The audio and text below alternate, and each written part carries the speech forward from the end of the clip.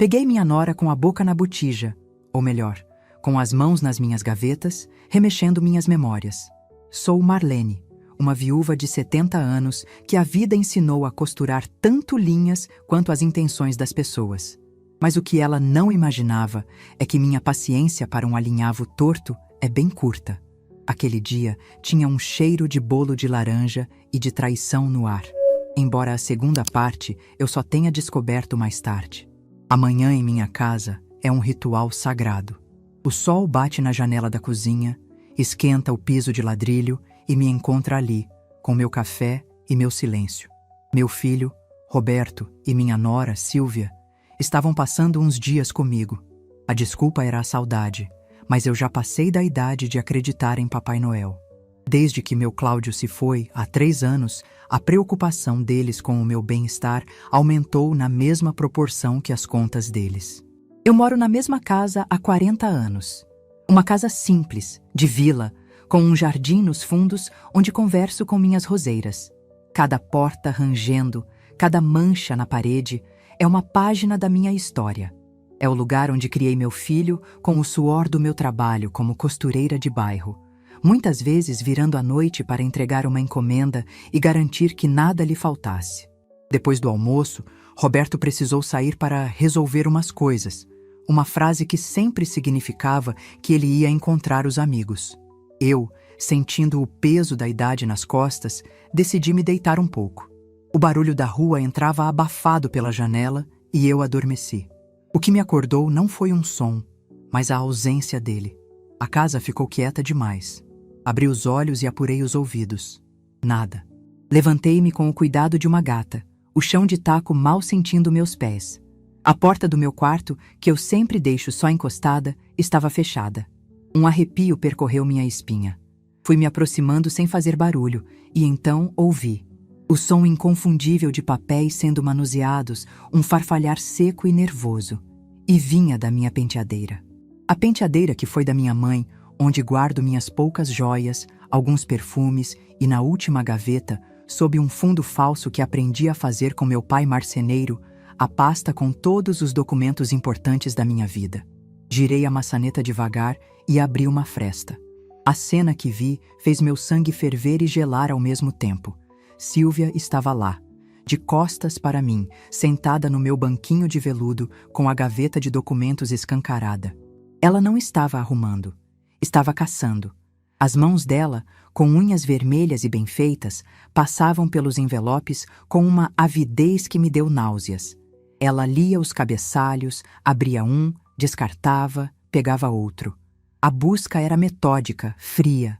O sol da tarde entrava pela janela e iluminava a poeira que subia dos papéis antigos, criando uma espécie de palco para aquele ato de violação. Eu não tive dúvidas do que ela procurava. O testamento.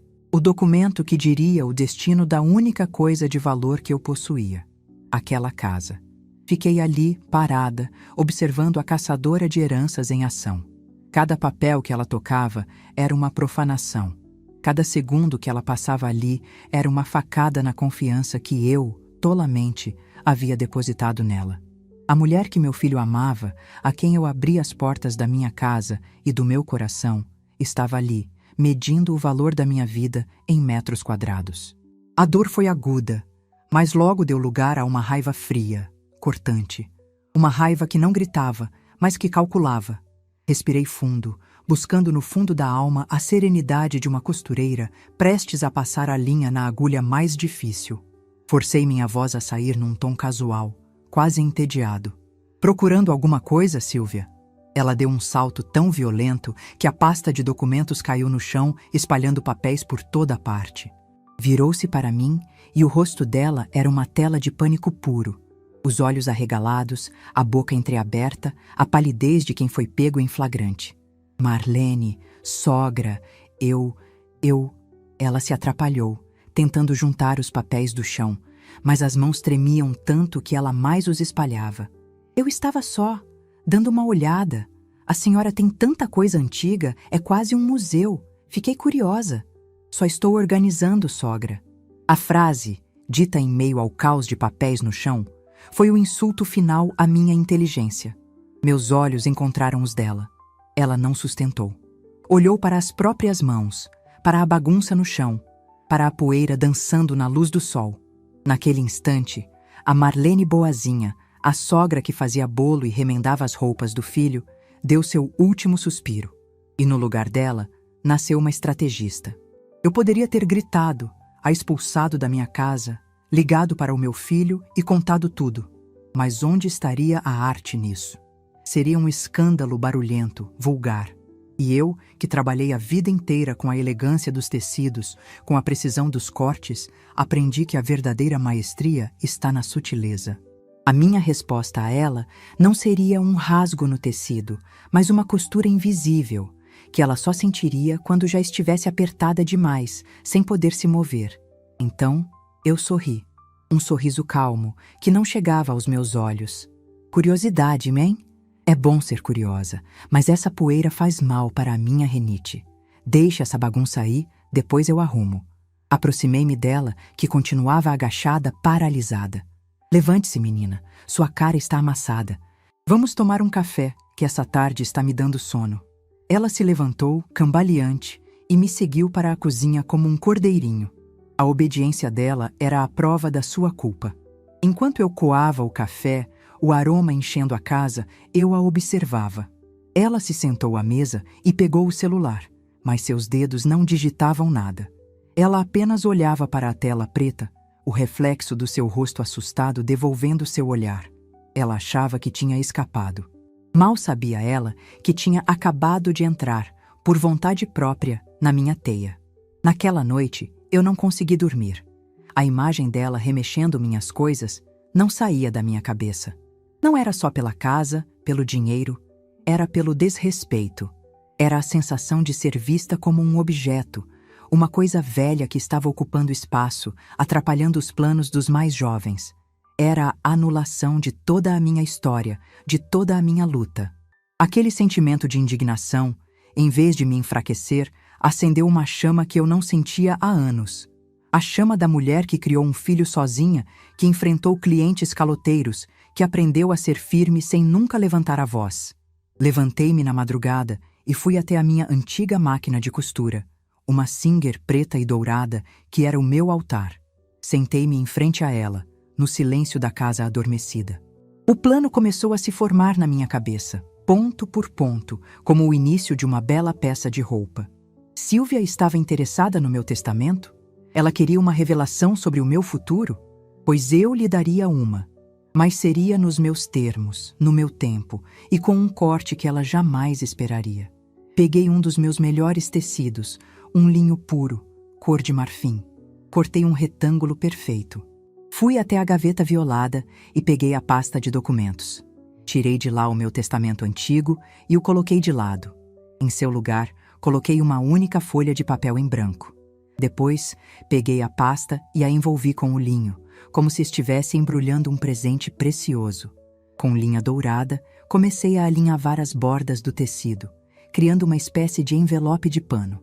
Cada ponto era uma promessa. Cada laçada era um passo do meu plano. O jantar de família no próximo sábado, em comemoração ao meu aniversário de 70 anos, seria o palco.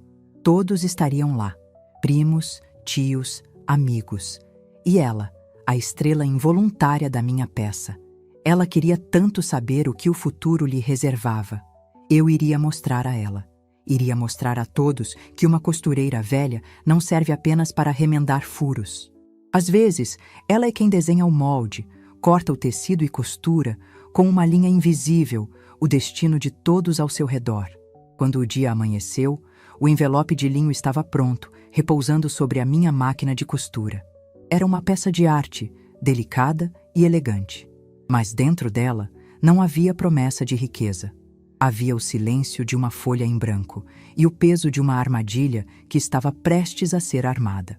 O espetáculo estava apenas começando, e eu seria a diretora, a roteirista e a atriz principal.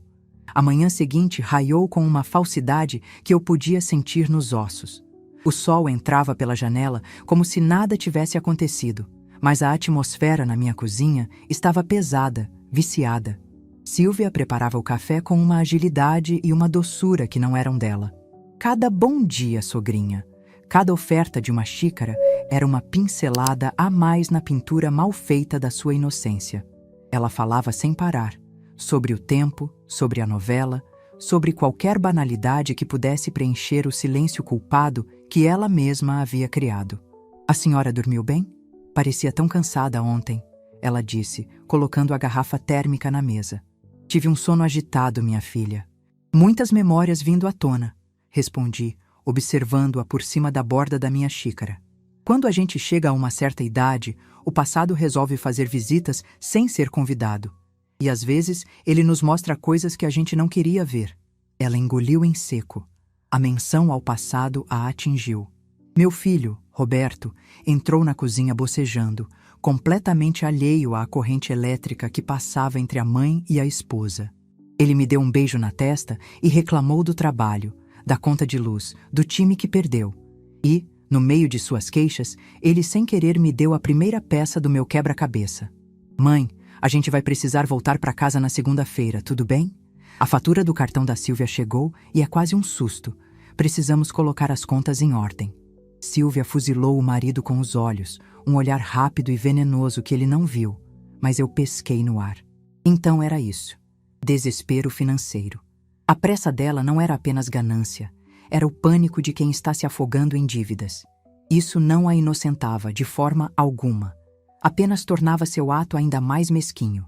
Eles não viam em mim uma mãe ou uma sogra, a quem poderiam pedir ajuda com honestidade, mas um caixa eletrônico a ser arrombado após o meu último suspiro.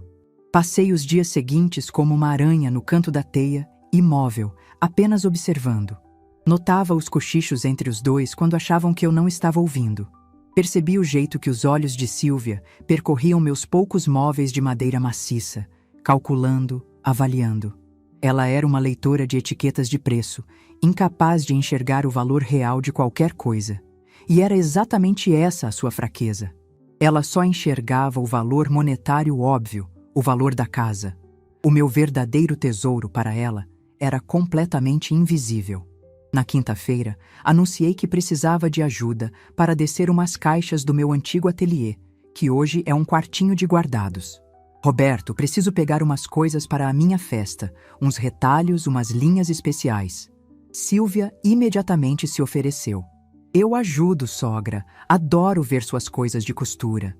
O interesse dela era tão falso quanto uma nota de R$3, mas eu aceitei.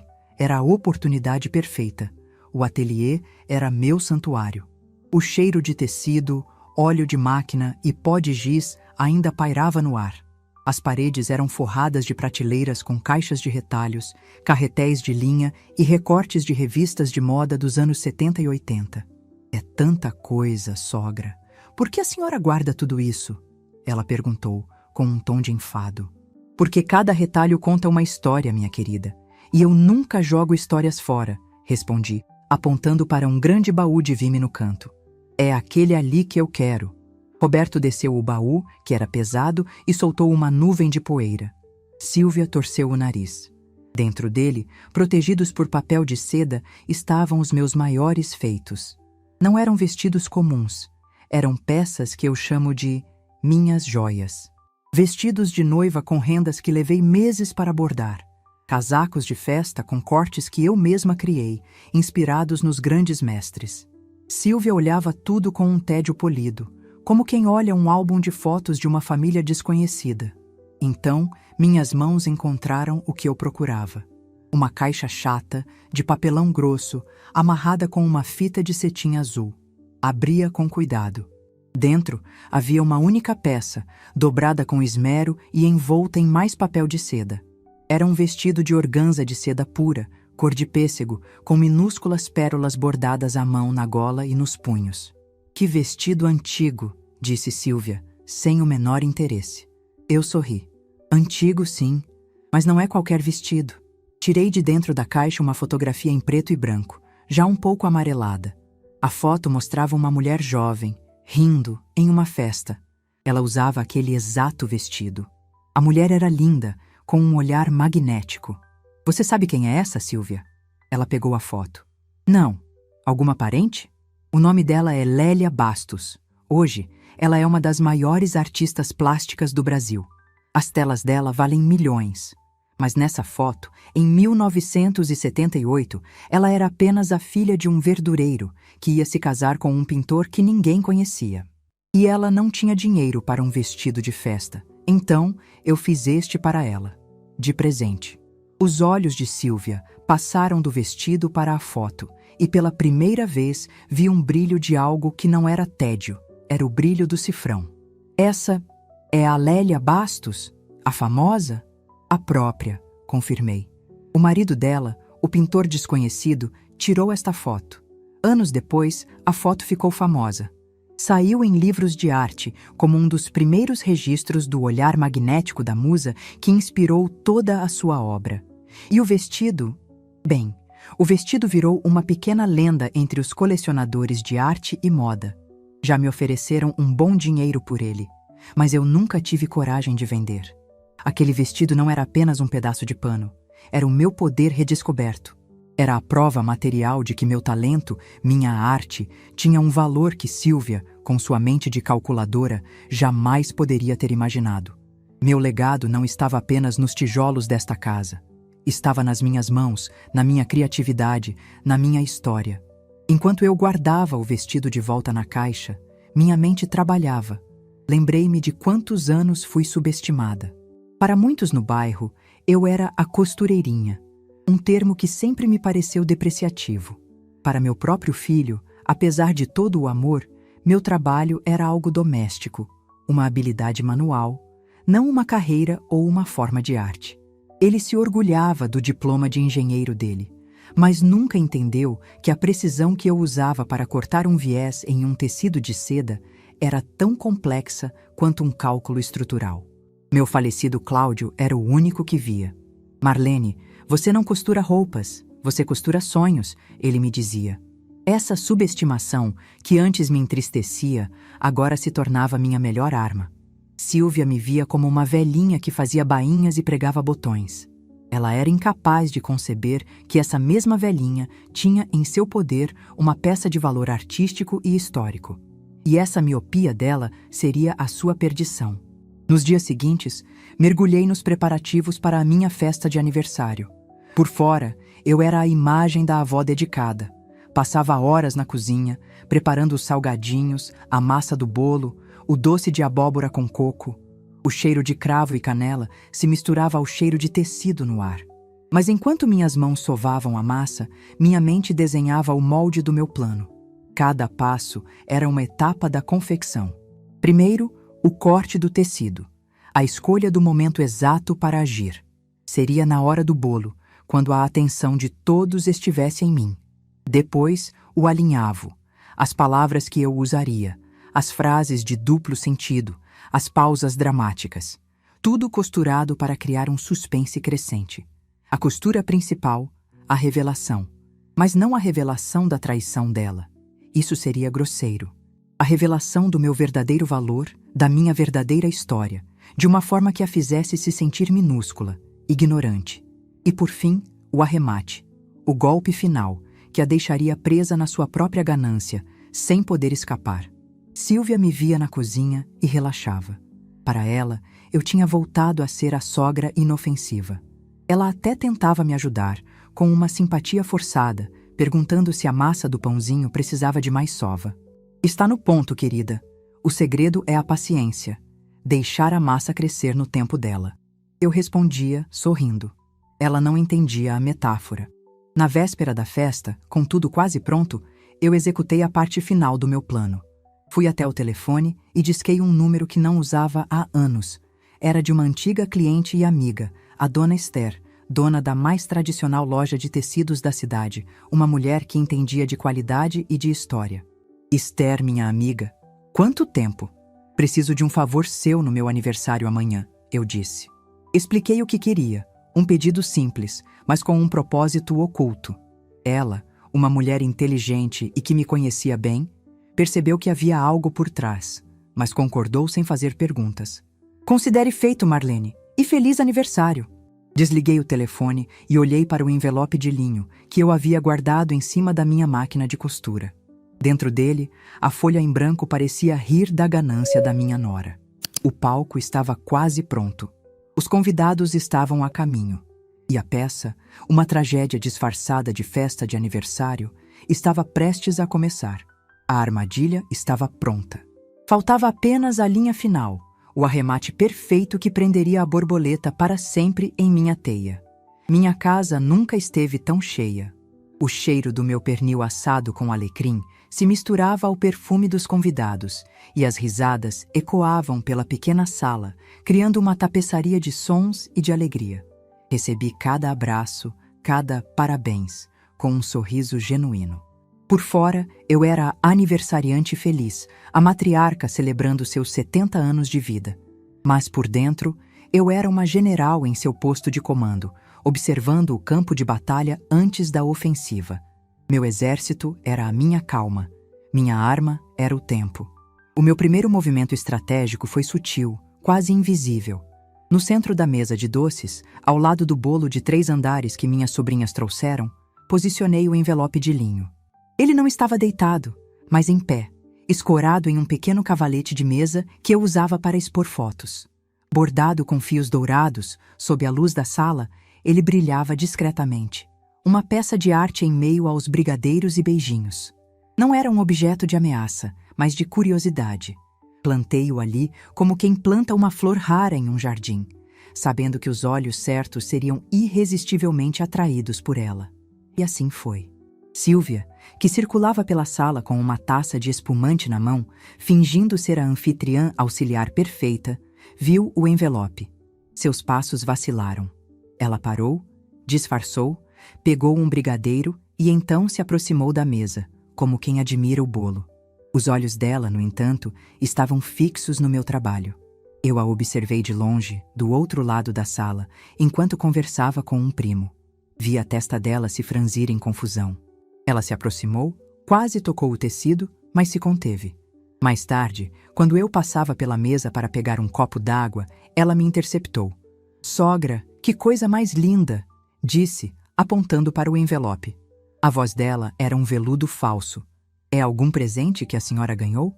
"Não, minha querida", respondi, com um sorriso enigmático. "É um presente que eu vou dar, mas só na hora certa." Deixei-a com essa resposta e me afastei.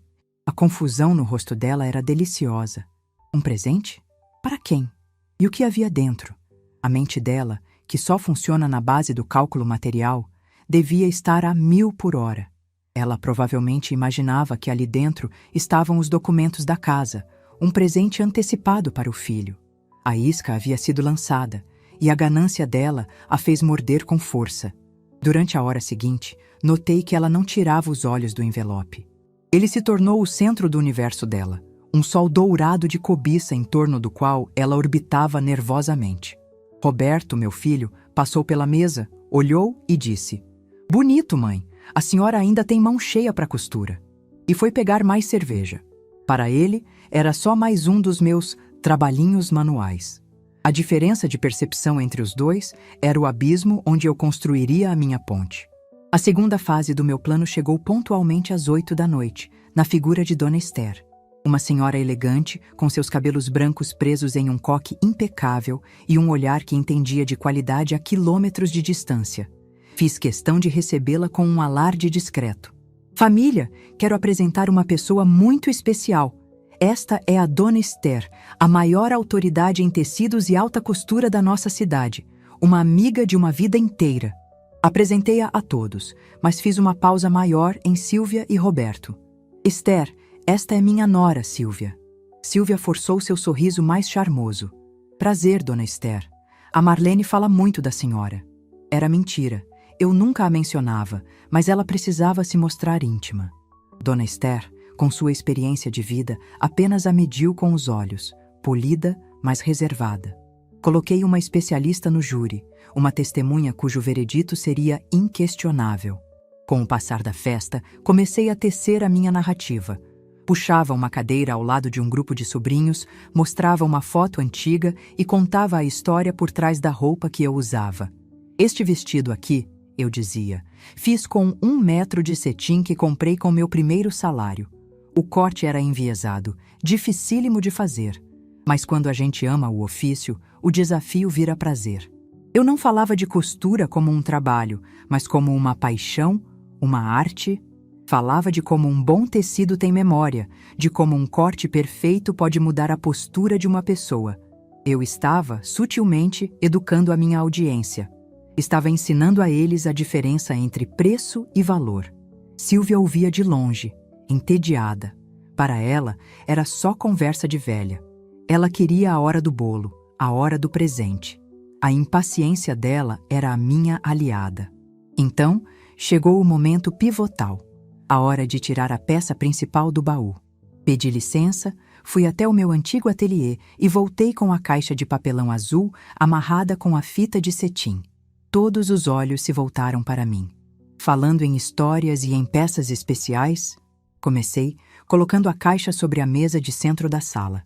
Eu gostaria de aproveitar que a minha amiga Esther está aqui para me dar a opinião dela sobre uma coisa que eu guardo há mais de 40 anos. Silvia se aproximou, curiosa, mas com um ar de superioridade, como se estivesse prestes a ver uma velharia mofada. Ela reconheceu a caixa que viu no ateliê. Ah, aquele vestido antigo que a senhora me mostrou. Sogra, ela disse em voz alta, com um tom que era para ser simpático, mas que saiu condescendente. É bonito para a época. Ignorei o comentário dela e abri a caixa.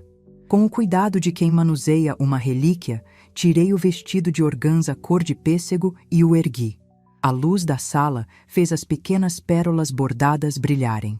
Um ó coletivo foi ouvido na sala. Mas a reação que eu esperava era a de Dona Esther. Ela se levantou, aproximou-se e ficou em silêncio por um instante. Seus dedos, finos e experientes, tocaram o tecido com uma reverência que calou a todos. Ela analisou a gola, a costura interna da manga, a bainha delicada. Marlene, ela disse, a voz baixa, quase um sussurro. Isso é uma obra de arte. Ela se virou para os outros. Vocês não estão entendendo o que é isso. A organza de seda pura, com essa trama, não se fabrica mais. O bordado de pérolas. Vejam a simetria, a delicadeza, cada uma pregada à mão. E o corte. Marlene, esse corte enviesado na organza, isso é coisa de mestre. Eu não vejo um trabalho com essa perfeição desde os meus tempos de Paris. Silvia estava paralisada. O rosto dela era uma mistura de choque e descrença. Ela olhou para o vestido, que minutos antes era uma peça antiga, e agora era tratado como um tesouro. Ela não conseguia entender. Mas é só um vestido velho, ela gaguejou, e se arrependeu no instante em que as palavras saíram da sua boca. Dona Esther a olhou com uma frieza cortês. Minha jovem, velho é um carro que para de funcionar. Isso aqui é vintage. Isso tem história. E, se eu não me engano, ela olhou para mim. Esta é a peça que a Lélia Bastos usou naquela famosa fotografia. Não é, Marlene? Eu assenti com a cabeça. É ele mesmo. Um burburinho tomou conta da sala. O nome de Lélia Bastos era conhecido por todos. A nora do meu primo, que trabalhava em uma galeria de arte, quase desmaiou. Meu Deus! O vestido pêssego! Ele existe mesmo. Eu achei que era lenda. Tia Marlene, a senhora tem ideia de quanto isso vale para colecionadores? Naquele exato instante, Silvia entendeu. Não o valor artístico, não a história. Ela entendeu o valor financeiro. Vi os olhos dela se arregalarem e depois se estreitarem, a mente calculando furiosamente. Vi a raiva tomar conta do seu rosto. A raiva de ter sido tão cega, de ter desprezado algo que, no seu mundo de cifras, valia uma fortuna. Ela percebeu que, enquanto ela caçava a escritura de uma casa de vila, havia um tesouro muito maior bem debaixo do seu nariz.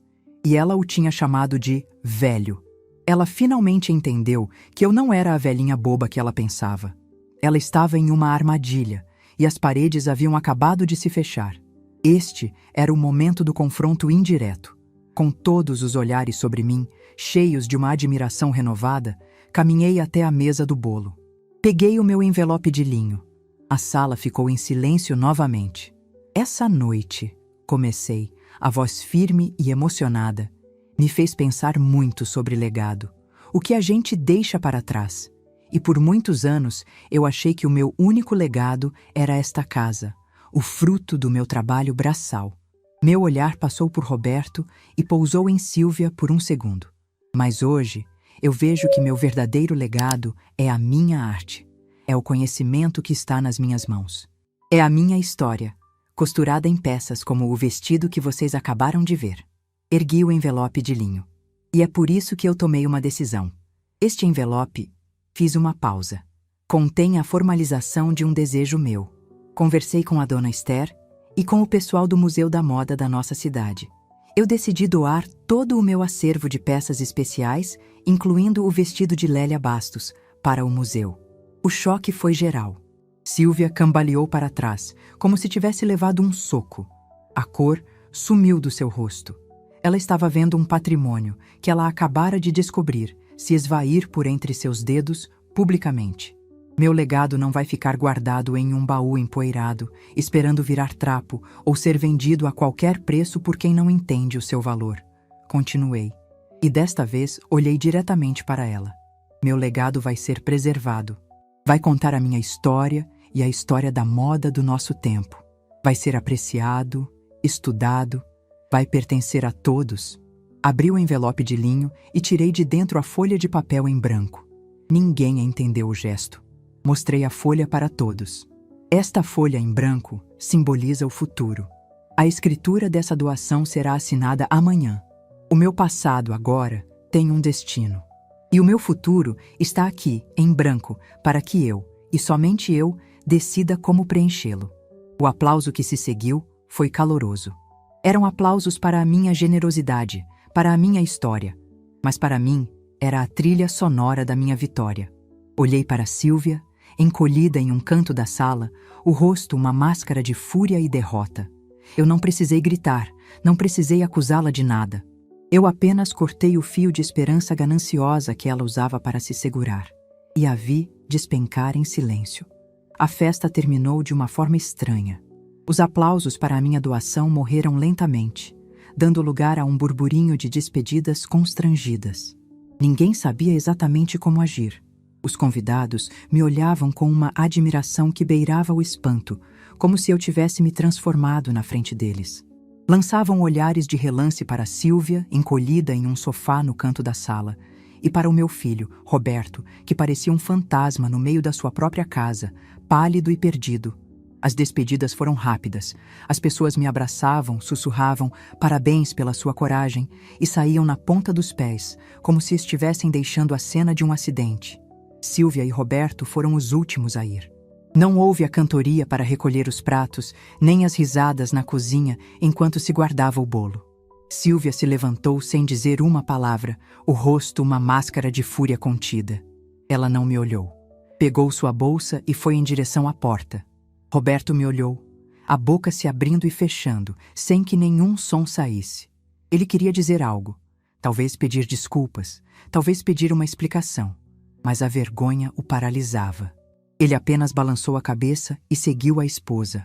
Ouvi a porta do carro deles bater com uma força desnecessária e o som dos pneus cantando no asfalto. A guerra silenciosa da minha sala de estar estava prestes a explodir entre quatro paredes, dentro daquele carro. As consequências concretas daquela noite começaram a se desenrolar no dia seguinte. Era um domingo, e a casa amanheceu em uma paz que eu não sentia há muito tempo. A paz de um objetivo cumprido. Passei a manhã limpando a bagunça da festa e a cada prato que eu lavava, a cada copo que eu secava, sentia-me mais leve. Por volta do meio-dia, o telefone tocou. Era meu sobrinho, o marido da moça que trabalhava na galeria de arte. Ele estava eufórico. Tia Marlene, a senhora não faz ideia do que aconteceu. A minha esposa comentou com a chefe dela sobre o vestido, sobre a sua doação. A história é tão incrível que a notícia se espalhou como fogo. Um jornalista da coluna de cultura do maior jornal do estado quer falar com a senhora. Eles querem fazer uma matéria. A notícia não me surpreendeu. Era parte do meu alinhavo.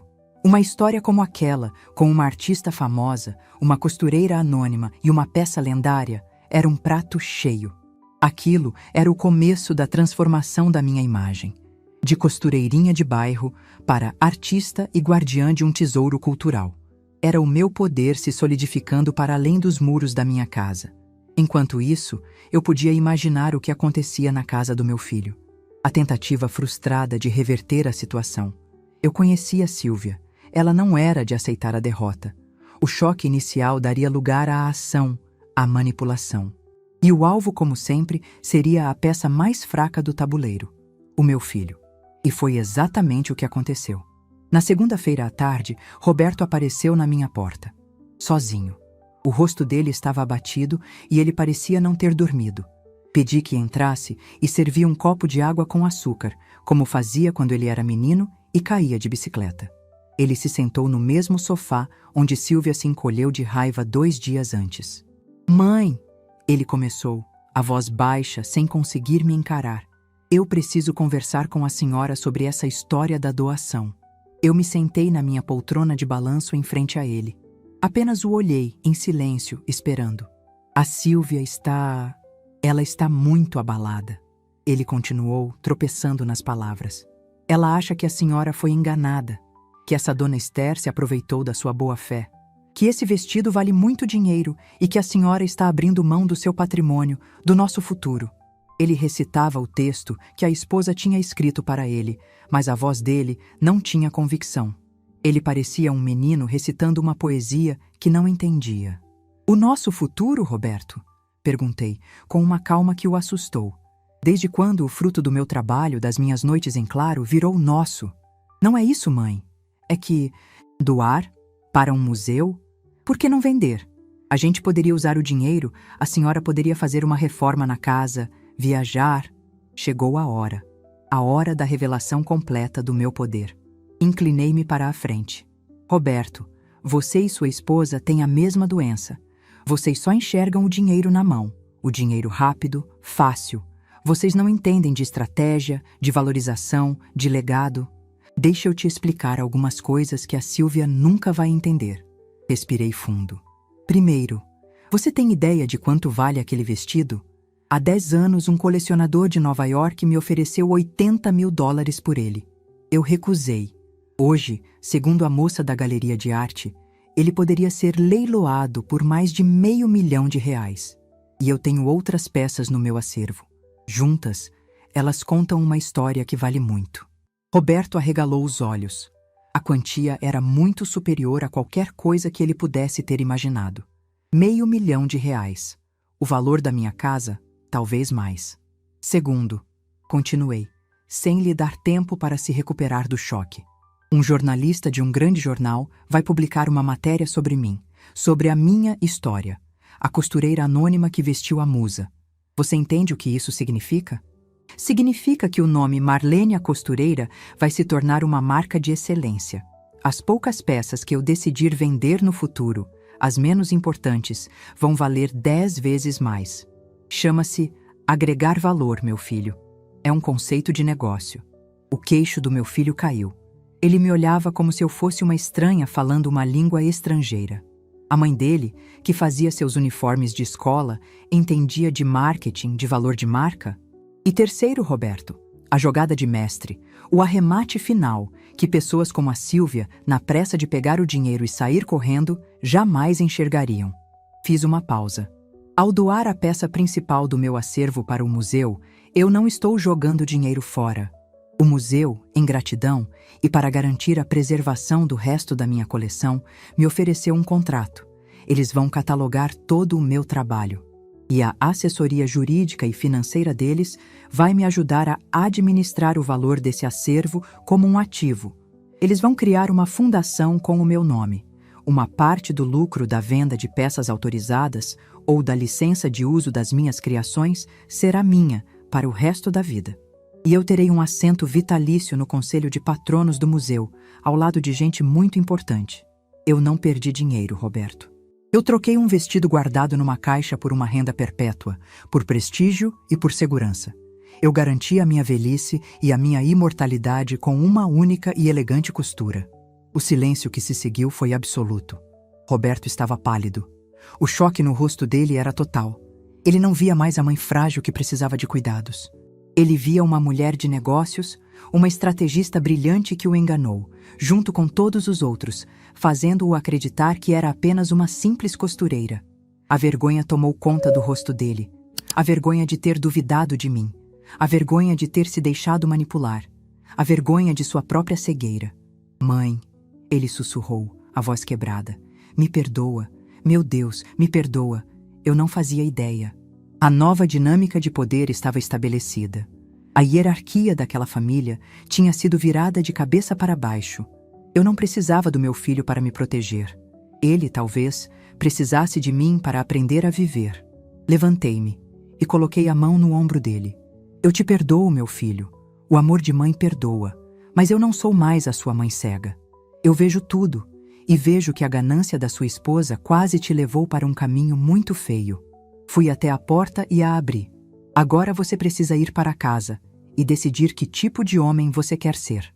Se quer ser o marido de uma mulher que mede o amor em cifras, ou se quer ser o filho de uma mulher que passou a vida inteira costurando um futuro digno para você e que você nunca se deu ao trabalho de enxergar. Ele se levantou, caminhou até a porta como um autômato. Antes de sair, ele se virou, os olhos cheios de lágrimas. Eu te amo, mãe. E eu tenho muito orgulho da senhora. Foi a primeira vez na vida que ele disse aquilo daquela forma, com o peso da admiração, do respeito. Ele saiu e eu fechei a porta. A casa ficou em silêncio. Era o silêncio de um trabalho bem acabado, com todas as costuras no lugar, firmes, fortes, prontas para o futuro. Minha autoridade não vinha mais do meu papel de mãe, mas do respeito que eu havia conquistado por mim mesma. A quarta-feira amanheceu diferente. Fui à padaria, como faço todas as manhãs, e o padeiro, um rapaz jovem que mal me dava bom dia, me entregou o pão com um sorriso diferente. Parabéns, dona Marlene. Vi a senhora no jornal hoje. Que história, hein? Minha avó era costureira, fiquei emocionado. Ele me entregou um exemplar do jornal, dobrado na página do caderno de cultura. E lá estava eu. Uma foto minha, tirada por um fotógrafo profissional que veio à minha casa, sentada em frente à minha velha máquina de costura. O título da matéria era A Artista Silenciosa, a costureira de bairro que vestiu um ícone e guardou um tesouro. Li a matéria ali mesmo, no balcão da padaria. O jornalista tinha capturado a essência da minha vida com uma sensibilidade que me fez marejar os olhos. Ele não falou apenas do vestido ou do dinheiro, mas da dignidade do meu ofício, das décadas de trabalho silencioso, da arte escondida nos detalhes. A matéria terminava anunciando a minha doação ao Museu da Moda e a criação da coleção Marlene de Almeida. Ao voltar para casa, com o pão quente debaixo do braço, 2 vizinhas me pararam na rua. Queriam saber mais, me parabenizar. De repente, eu não era mais a viuvinha da Casa 3. Eu era a dona Marlene de Almeida, a artista. Minha identidade, que por tanto tempo foi definida pelos outros, esposa do Cláudio, mãe do Roberto, a costureirinha, agora era definida pela minha própria obra. Essa nova realidade se solidificou na sexta-feira, em uma reunião formal no museu.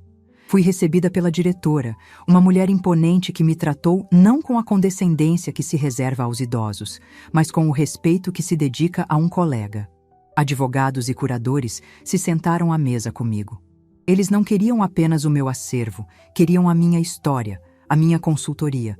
Assinei os papéis que formalizavam a doação e a criação da fundação que levaria meu nome. Ao sair de lá, com a promessa de uma renda vitalícia e um lugar no conselho, eu senti o poder completo.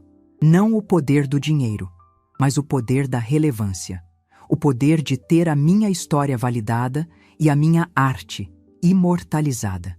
Enquanto meu mundo se expandia, o de Silvia e Roberto se desmoronava. Meu filho apareceu na minha porta umas 2 semanas depois da festa. Ele estava mais magro, mas havia uma nova firmeza em seu olhar. Ele não veio se lamentar. Veio me comunicar uma decisão. Mãe, eu e a Silvia estamos nos separando, ele disse de forma direta, enquanto tomávamos um chá na minha varanda. Depois daquele dia, eu tentei conversar com ela, tentei fazê-la entender a gravidade do que ela fez, o desrespeito, mas ela não consegue ver. A única coisa que ela sente é raiva.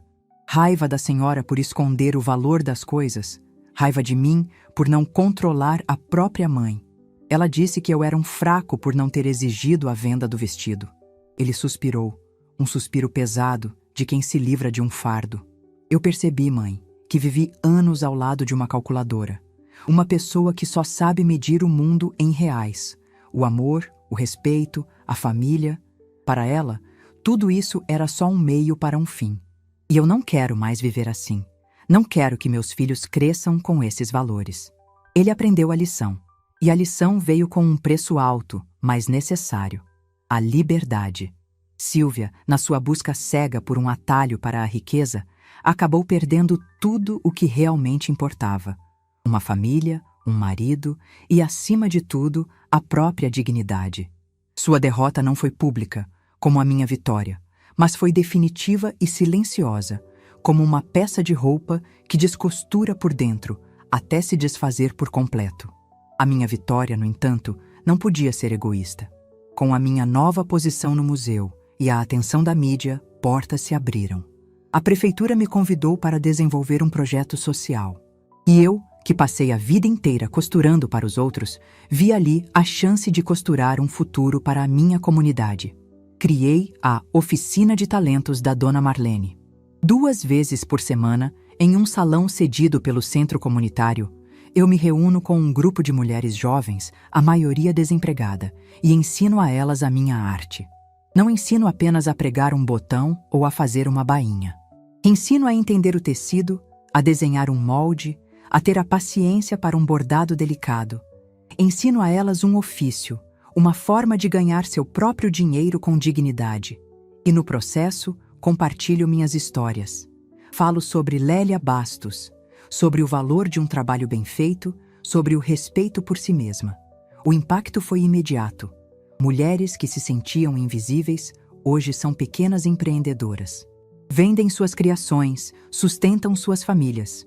O meu poder, que redescobri em um ato de autodefesa, agora era uma ferramenta de empoderamento coletivo.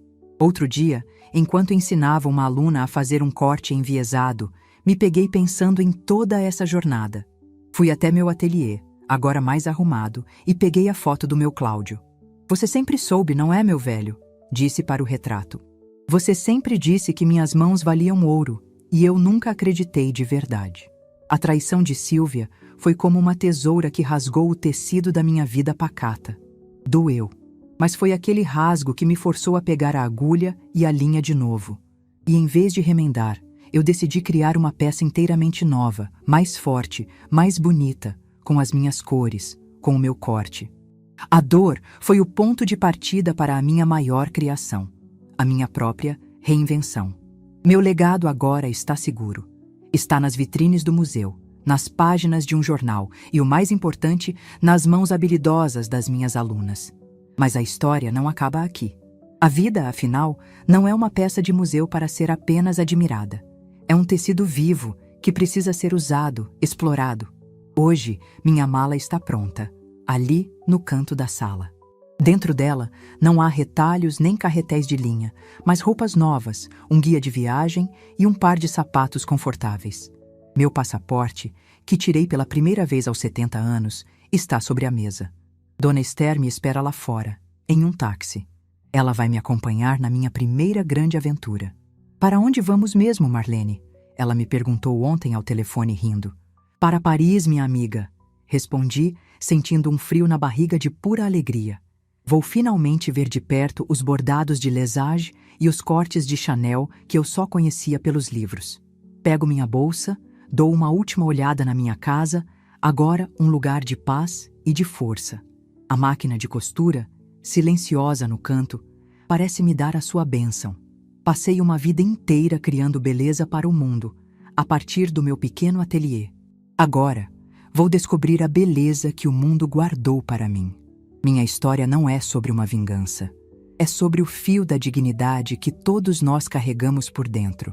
E sobre como, não importa a idade, nunca é tarde demais para costurar um novo começo.